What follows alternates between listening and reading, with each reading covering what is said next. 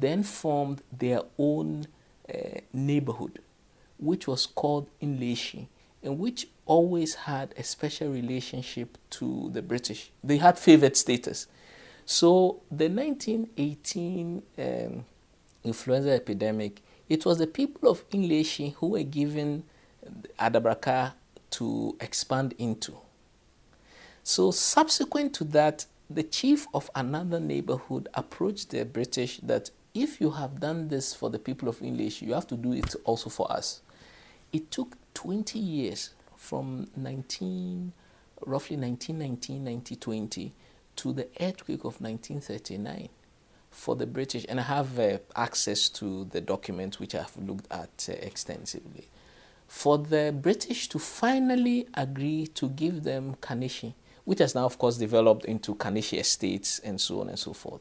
So what am I saying? In brief, what I'm saying is that it is very fascinating looking at the interaction between the Europeans on the coast and the processes of urban evolution, which always were married.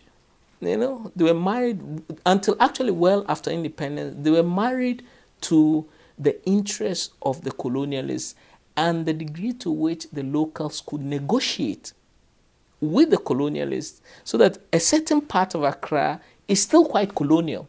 Even 50 years after independence, it is still quite colonial, because the imprint of colonial urban planning has not been superseded. And in fact, that imprint feeds into why Osu and Oxford Street are so alive and lively today. Because without going into it in an overly complicated manner, the hitherto colonial enclaves feed pedestrian traffic directly onto Cantonment Road.